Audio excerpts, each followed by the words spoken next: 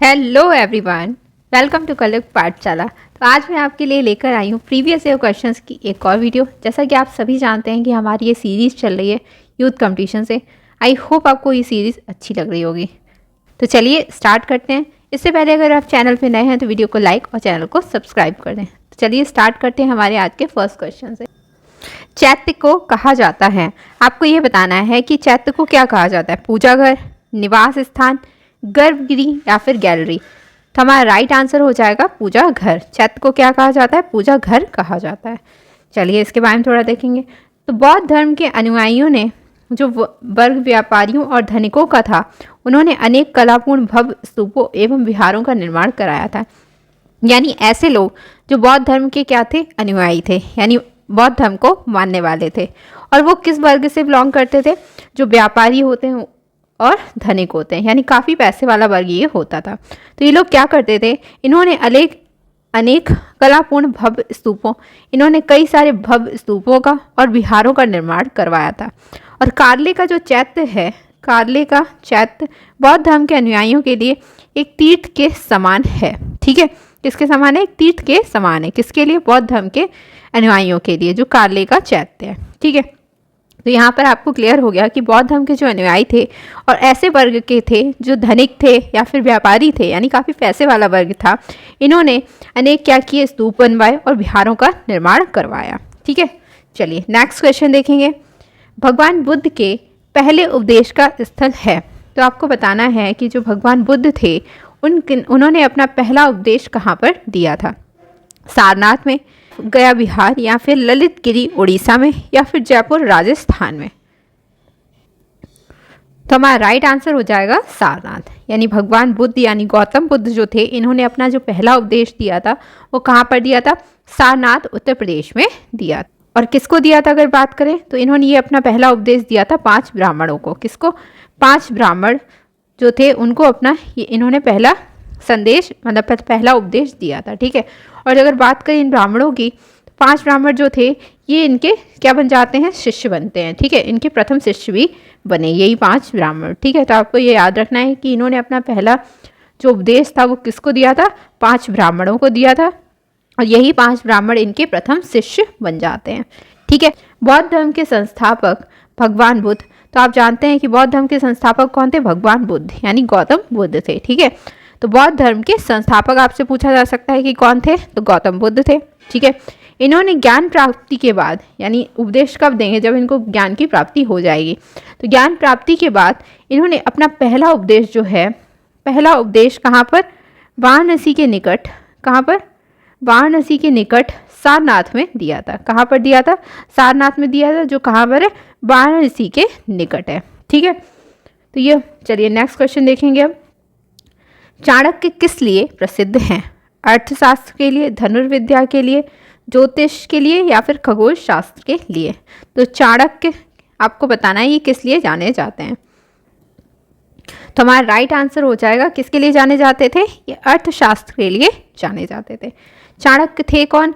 तो ये जो थे ये चंद्रगुप्त मौर्य के क्या थे? महामंत्री थे। मगर इन्होंने चंद्रगुप्त मौर्य को राजा बनाया था। किसका? नंद वंश का नाश करके। और इनका अगर आपसे नाम पूछा जाए कि चाणक्य को और क्या कहते हैं, तो इनको कौटिल्य के नाम से भी जाना जाता है। किसके नाम से? इन्हें कौटिल्य के नाम से भी जाना जाता है। चलिए, तो चाणक्य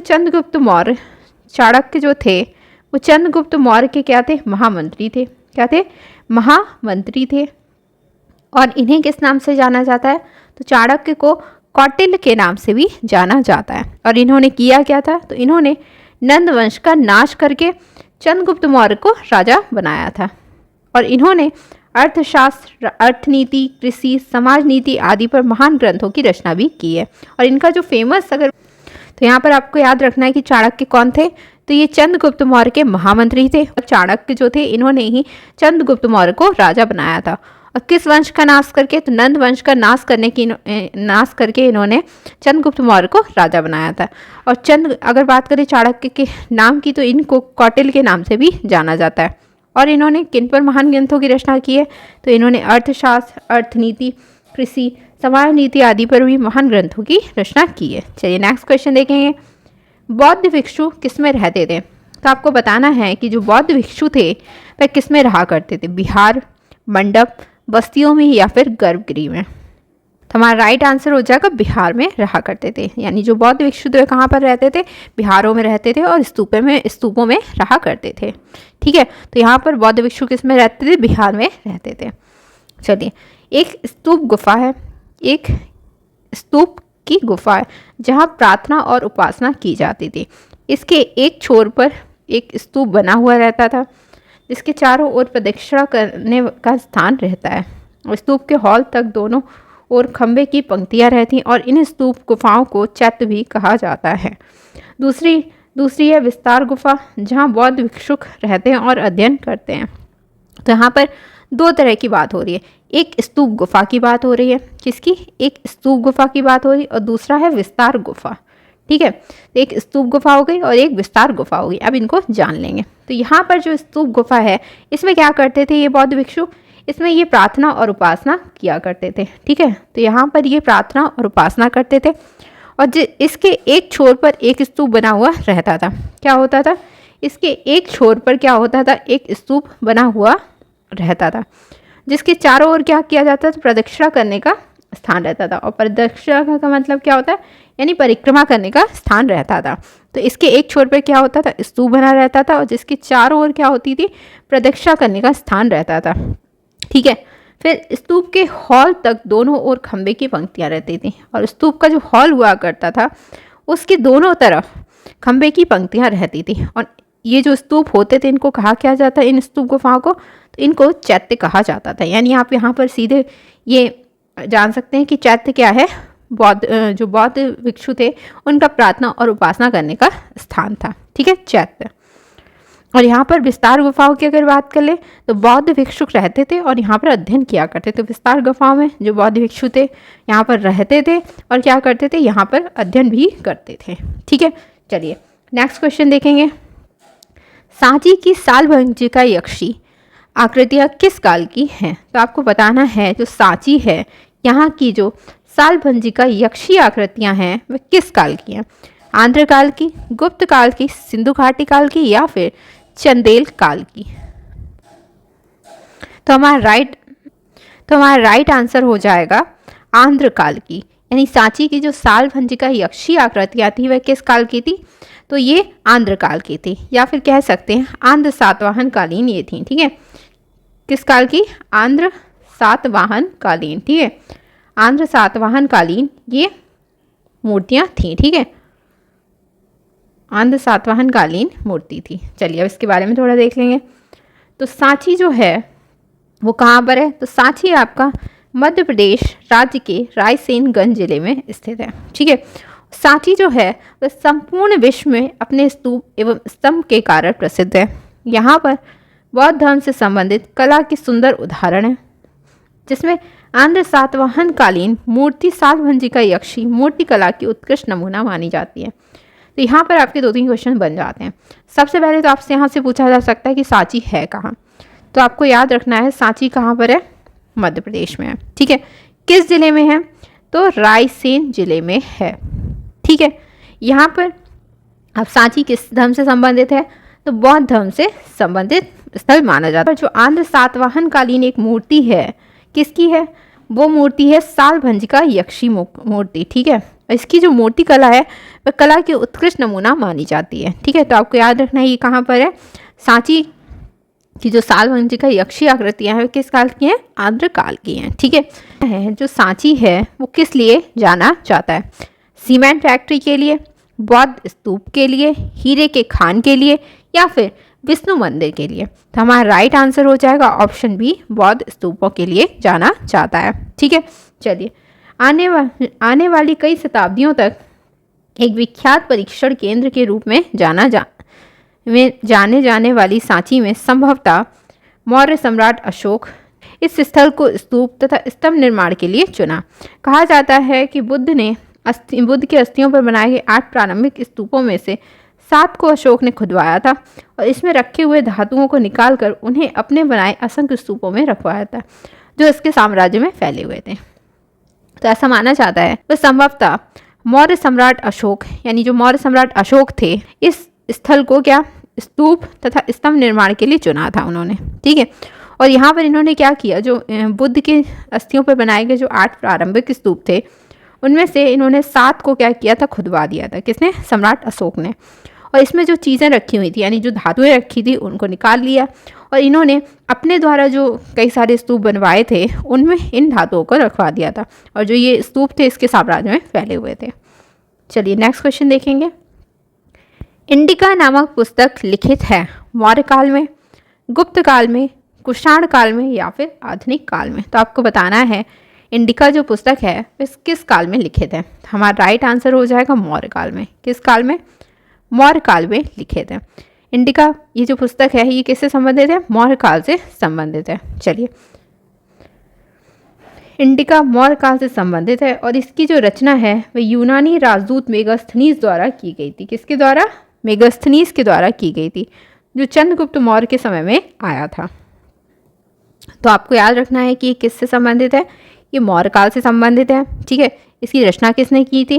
तो यूनानी राजदूत थे। कौन? मेगास्थनीज, यानी मेगास्थनीज की इंडिका पुस्तक है, ठीक है।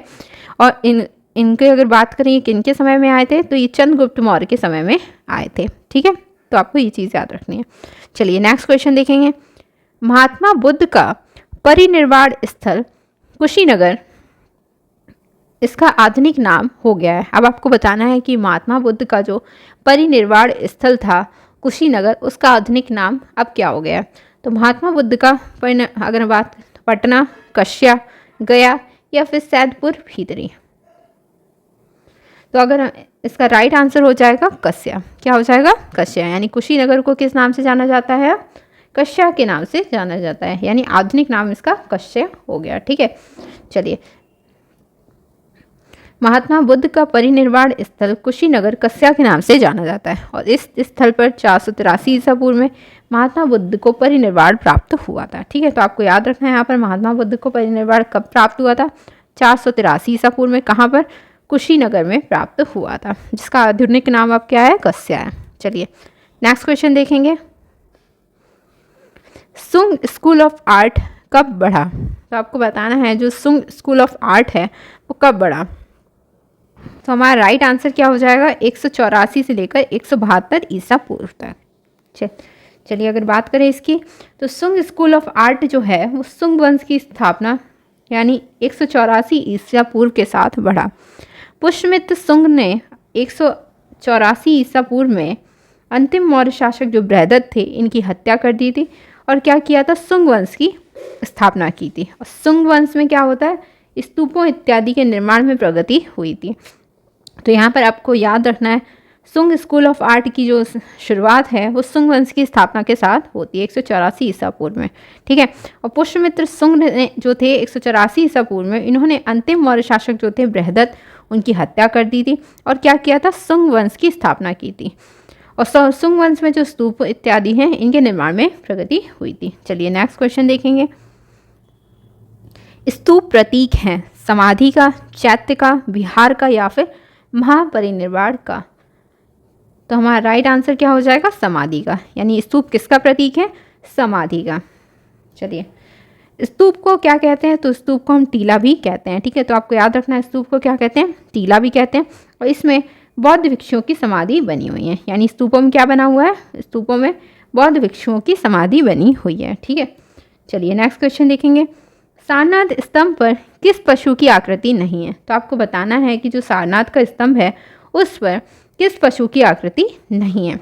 गाय, मृग, अश्व या फिर सांड। तो हमारा राइट आंसर क्या हो जाएगा? गाय हो जाएगा। चलिए जिसके बारे में थोड़ा देखेंगे। तो भारत का जो राज चिन्ह है, ठीक है, भारत का राज चिन्ह ये सारनाथ स्थित क्या है? अशोक के सिंह स्तंभ की अनुकृति है। तो भारत का जो राज चिन्ह है वो सारनाथ जो स्थित है अशोक के सिंह स्तंभ की अनुकृति माना जाता है, जो सारनाथ के संग्रहालय में सुरक्षित है। कहाँ पर सुरक्षित है? सारनाथ के संग्रहालय में सुरक्षित है। मूल स्तंभ जो है उसमें शीर्ष पर 4 सिंह हैं, ठीक है। तो मूल स्तंभ जो है उस पर शीर्ष पर क्या है? 4 सिंह हैं जो एक दूसरे की ओर पीठ किए हुए हैं। इनके नीचे घंटे के आकार के पद्म के ऊपर एक चित्र बल्लरी में एक हाथी, चौकड़ी भरता हुआ घोड़ा, एक सांड तथा एक सिंह की उभरी हुई मूर्तियां हैं और इसके बीच बीच में क्या बने हुए हैं, चक्र बने हुए हैं। एक ही पत्थर को काट कर बनाए गए सिंह के ऊपर धर्म चक्र रखा हुआ है। ठीक है, तो यहाँ पर कौन कौन से हैं, यहाँ पर हाथी है, चौकड़ी भरता घोड़ा यानी अश्व है, ठीक है, एक सांड है और क्या है, एक सिंह है। ठीक है, एक सांड और एक सिंह। तो यहाँ हाथी, घोड़ा, सांड और सिंह की यहाँ पर हमें मूर्तियाँ प्राप्त हुई हैं। इनके बीच बीच में क्या है, इनके बीच में चक्र बने हुए हैं और ये बनाए गए एक ही पत्थर को काट कर। और इसी सिंह के ऊपर क्या है, धर्म चक्र रखा हुआ है। ठीक है, चलिए नेक्स्ट क्वेश्चन देखेंगे। सांची स्तूप कहाँ पर स्थित है, उज्जैन, विदिशा, भोपाल या फिर इंदौर। तो हमारा राइट आंसर हो जाएगा ऑप्शन बी, विदिशा। सांची का जो स्तूप है वो कहाँ पर, विदिशा। जीवन, विरक्त जीवन तथा साधना के उपयुक्त शांत वातावरण एवं विदिशा जैसी समृद्ध नगरी के पास होने के कारण भी बौद्ध भिक्षुओं के लिए सांची एक आदर्श स्थान बन गया।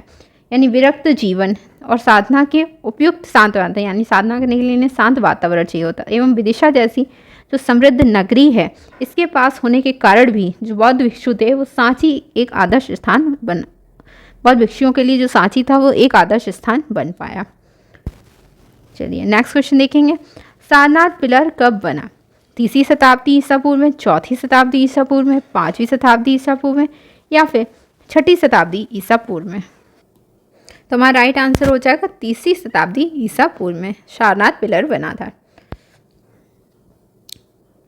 सारनाथ स्तंभ सम्राट अशोक के समय का है, यानी जो सारनाथ स्तंभ है वो किसके समय का है, सम्राट अशोक के समय का है। और सम्राट अशोक का जो समय है, सारनाथ पिलर 3वीं शताब्दी ईसा पूर्व का माना जाता है। ठीक है, तो आपको यहाँ पर याद रखना है कि जो सारनाथ स्तंभ है उसका समय जो है वो सम्राट अशोक के समय का है। सारनाथ पिलर 3वीं शताब्दी ईसा पूर्व का है। ठीक है, चलिए अशोका पिलर जो लौरिया नंदनगढ़ बिहार में स्थित है उसकी ऊंचाई बताएं। तो आपको बताना है जो अशोका पिलर है लौरिया नंदनगढ़ बिहार में उसकी ऊंचाई क्या है, 9.5 मीटर, 9.6 मीटर या फिर 9.7 मीटर या फिर 9.8 मीटर। तो इसका राइट आंसर क्या हो जाएगा, 9.7 मीटर। चलिए इसके बारे में थोड़ा देखेंगे। तो अशोका पिलर जो है वो जो लौरिया नंदनगढ़ बिहार में स्थित है इसकी ऊंचाई 9.7 मीटर, कितनी, 9.7 मीटर या फिर 32 फीट है। कितनी, 32 फीट है। और आधार में इस स्तंभ का जो व्यास है वो 35 इंच व शीर्ष पर कितना है, 26 इंच है। ठीक है, तो आपको यहाँ पर याद रखना है कि इसकी ऊंचाई कितनी है, 9.7 मीटर। अगर फीट में बात करें तो 32 फीट। ठीक है, इसका जो आधार है इस पिलर का, आधार में इस स्तंभ का जो व्यास है वो कितना है, 35 इंच है। मगर अगर ऊपर शीर्ष की बात करें तो कितना है, 26 इंच है। ठीक है, कितना, 26 इंच है। चलिए नेक्स्ट क्वेश्चन देखेंगे। सांची के स्तूप हैं आकार में चौकोर, आकार में आयताकार, आकार में अर्धवृत्ताकार या फिर आकार में त्रिभुजाकार। तो यहाँ पर आपको बताना है सांची के स्तूप कैसे हैं। तो सांची के स्तूप हैं आकार में अर्धवृत्ताकार। कैसे, आकार में कैसे हैं, अर्धवृत्ताकार हैं। चलिए इसके बारे में देखेंगे। तो सांची स्तूप के स्तंभों के बीच में वृत्ताकार फलक और किनारों पर 3 सिलबट्टें वाले 2 अर्धवृत्ताकार फलक हैं। मूल रूप से सांची का जो स्तूप है वो अशोक द्वारा लगभग उसी समय बनवाया गया था जब इसके पास अशोक का स्तंभ खड़ा किया गया था। तब से परवर्ती काल लेकर अब तक इनमें काफ़ी परिवर्तन हुए हैं। तो सांची का जो स्तूप है इसके स्तंभों के बीच में क्या है, वृत्ताकार फलक हैं और किनारों पर क्या बनाए हैं, 2 सिलवटों वाले 2 अर्धवृत्ताकार फलक हैं। ठीक है, मूल रूप से जो सांची का स्तूप है वो अशोक द्वारा ही बनवाया गया था, उसी के समय में बनवाया गया था और ये तब बनवाया गया था जब अशोक का स्तंभ वहाँ पर खड़ा किया जा रहा था। और तब से लेकर यानी परवर्ती काल से लेकर अब तक इसमें काफ़ी परिवर्तन हुए हैं। चलिए नेक्स्ट क्वेश्चन।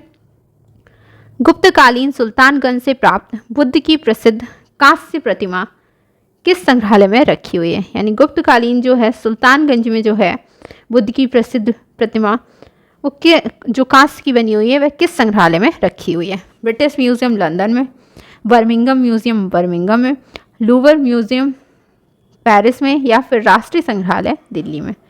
तो हमारा राइट आंसर हो जाएगा option B, Birmingham museum Birmingham में। ठीक है, चलिए नेक्स्ट अगर बात करें इसकी, तो गुप्तकालीन जो सुल्तानगंज से प्राप्त बुद्ध की प्रसिद्ध कांस्य प्रतिमा है वो आज कहाँ पर है, बर्मिंघम म्यूजियम में रखी हुई है। इस मूर्ति के निर्माण काल की बात करें तो वो 500 से लेकर 700 ईस्वी माना जाता है और इसका अगर भार की बात करें तो कितना है, 500 किलोग्राम से अधिक है। ठीक है, कितना, 500 किलोग्राम से भी अधिक है।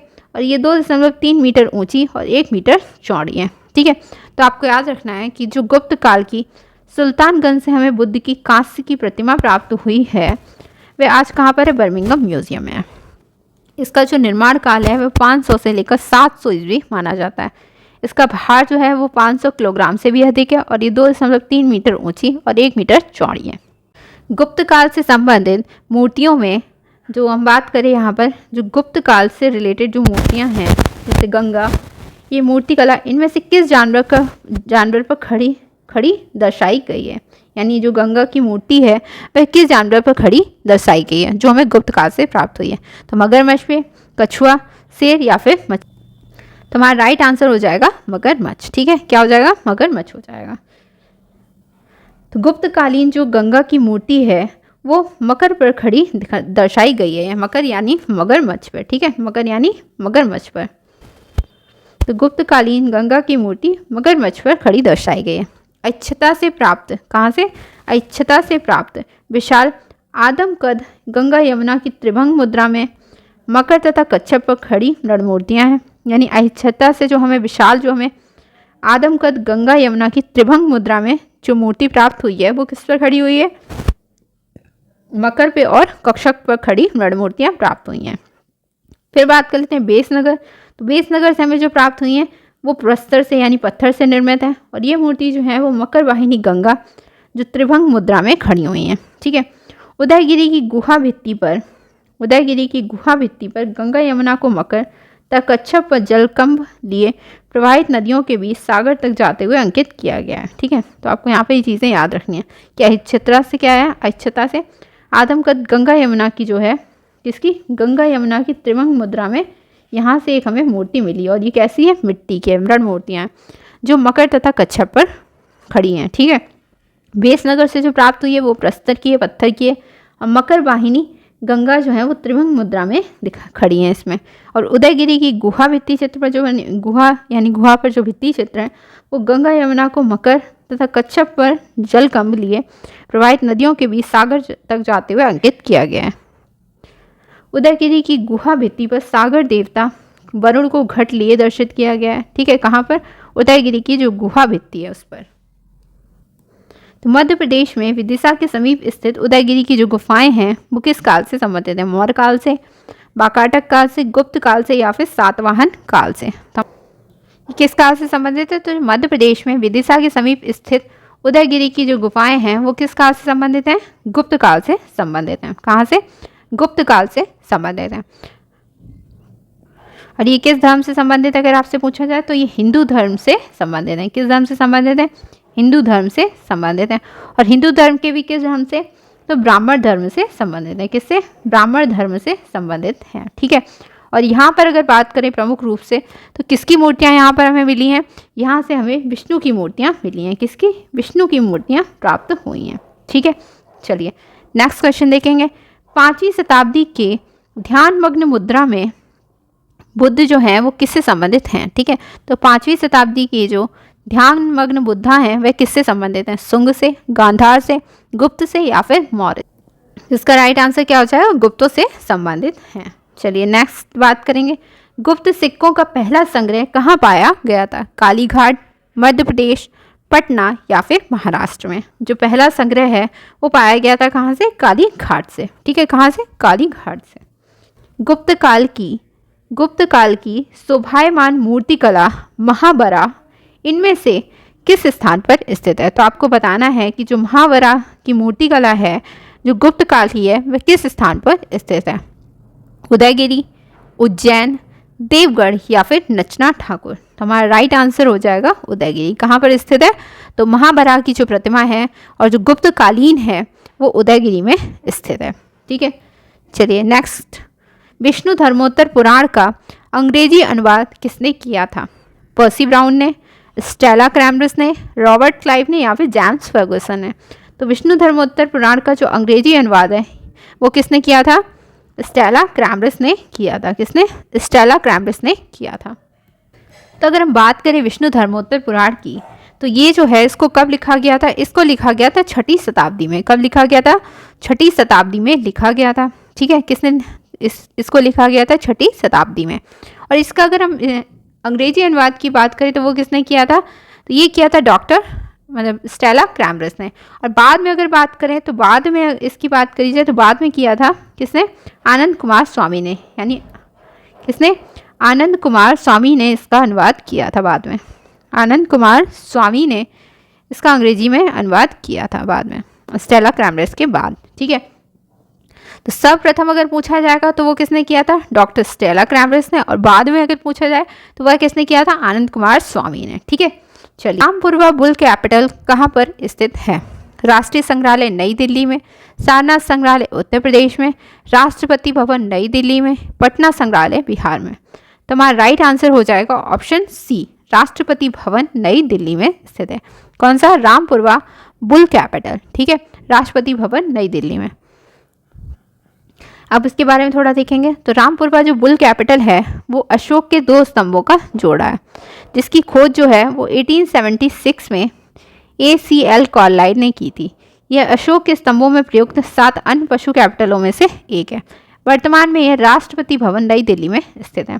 यहाँ पर आपको याद रखना है कि रामपुरवा जो बुल कैपिटल है वो अशोक के 2 स्तंभों का जोड़ा है, जिसकी खोज कब की गई थी? 1876 में। किसने की थी? ACL कार्लाइल ने की थी। अशोक के स्तंभों में प्रयुक्त होने वाले 7 अन्य पशु जो थे पशु कैपिटल में से ये एक है। कौन सा? Bull capital. वर्तमान में ये राष्ट्रपति भवन नई दिल्ली में स्थित है। तो ये हो गए आज के most important questions. I hope आपको आज के क्वेश्चंस अच्छे लगे होंगे। अगर आपको वीडियो अच्छी लगी है तो वीडियो को लाइक करें, शेयर करें और चैनल को सब्सक्राइब करें। मिलते हैं नेक्स्ट वीडियो में, तब तक के लिए थैंक यू।